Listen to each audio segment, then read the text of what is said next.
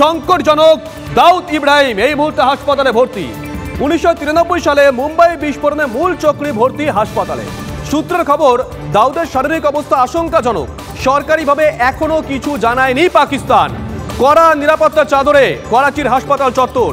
করাচির হাসপাতালে গত দুদিন ধরে ভর্তি রয়েছে দাউদ ইব্রাহিম। যেমনটা জানা যাচ্ছে, পাকিস্তানের বেশ কয়েকটা জায়গায় ইন্টারনেট পরিষেবা এই মুহূর্তে বন্ধ রয়েছে। আর এখানেই প্রশ্ন উঠছে, তাহলে কি কোথাও গিয়ে তথ্য লুকোতে চাইছে পাক সরকার?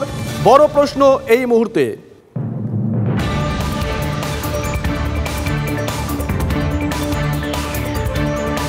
এই মুহূর্তে আমাদের সঙ্গে রয়েছেন প্রাক্তন এনএসজি কর্তা দীপাঞ্জন চক্রবর্তী। দীপাঞ্জন দা, শুভজিৎ রয়েছে স্টুডিওয়ে। দীপাঞ্জন দা, প্রশ্নটা হয়তো একটু বড় হতে পারে, একটু ব্যাকগ্রাউন্ডটা বলে দেই।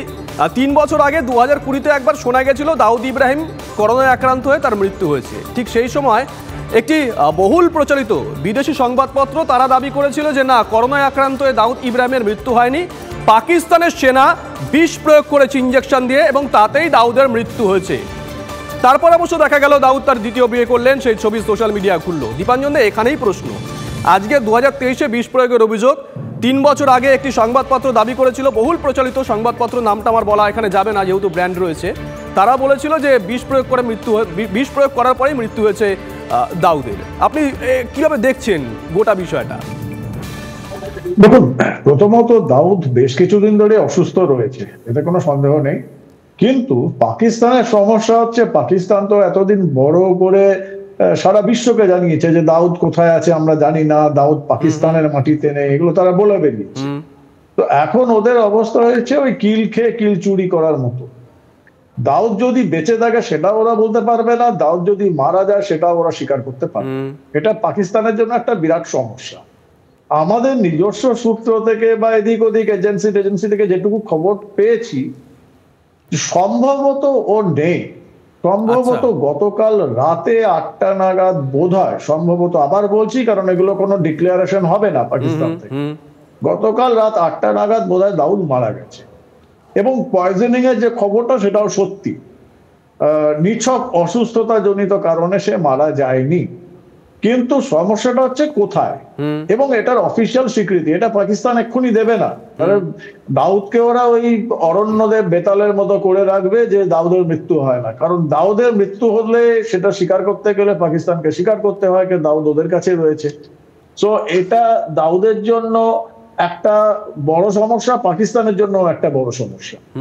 বাট যদি হয়ে থাকে কারা করেছে সেসব আলাদা প্রশ্ন, কিন্তু ঠিক আছে, এখনো অপেক্ষা করতে হবে। বাট আমার মনে হয় না খুব একটা লাভ হবে, অফিসিয়ালি পাকিস্তান কখনোই স্বীকার করবে।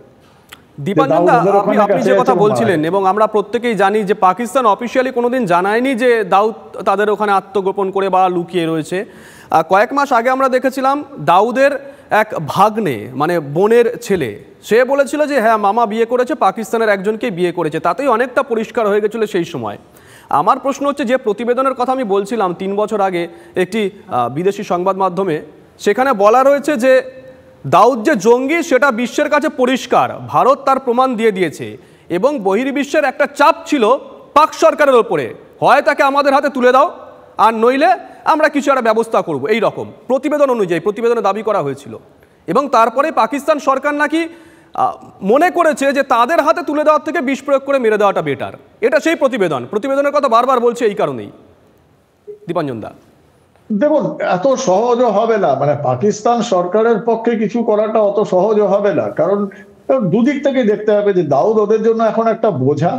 আবার এটা ভুললেও চলবে না যে দাউদ একজন মানে অবিসংবাদিত এক নেতা ড্রাগ কার্টেলের, এবং পাকিস্তান সরকারটা কিন্তু যেরকম ভাবে আর্মি চালায় বা মোল্লাতন্ত্র চালায়, একটা বড় অংশ কন্ট্রোল করে কিন্তু ড্রাগ লর্ড, এবং সেখানে দাউদের প্রভাব, দাউদ ওর ভাই বা ওর দলবলের প্রভাব মানে অভাবনীয়।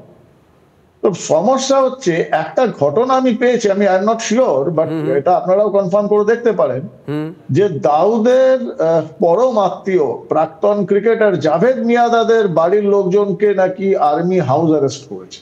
আচ্ছা, এখন হাউস অ্যারেস্ট করা মানে এটাই যে মিডিয়ার কাছ থেকে বা জনগণের কাছ থেকে জাভেদ মিয়াঁদাদ বা তার পরিবারের লোকজনকে সরিয়ে দেওয়া। এটা ভুললে চলবে না, জাভেদ মিয়াঁদাদ কিন্তু পাকিস্তানে খুব প্রভাবশালী একজন মানুষ, প্রাক্তন ক্রিকেটার হিসাবে।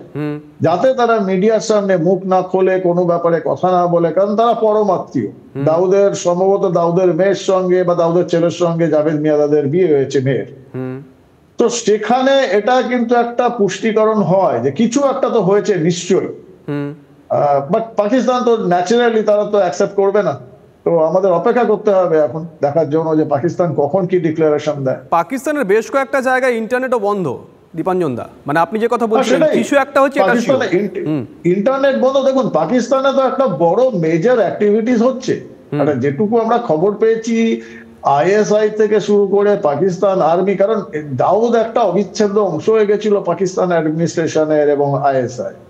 সেখানে একটা খুব বড় একটা মুভমেন্ট হচ্ছে, একটা মেজর চলছে ওখানে টু টালমাটাল। তো কিছু তো ডেফিনেটলি হয়েছে। তো সেটা তো আমরা এখন সম্ভাবনার কথাই বলতে পারি, কারণ অফিসিয়ালি তো পাকিস্তান ডিক্লেয়ার করতে পারে না, কারণ ডিক্লেয়ার করলে তারা নিজেরাই ফেসে যাবে যে পাকিস্তানে তো দাউদ ছিলই না, দাউদের অস্তিত্ব নেই।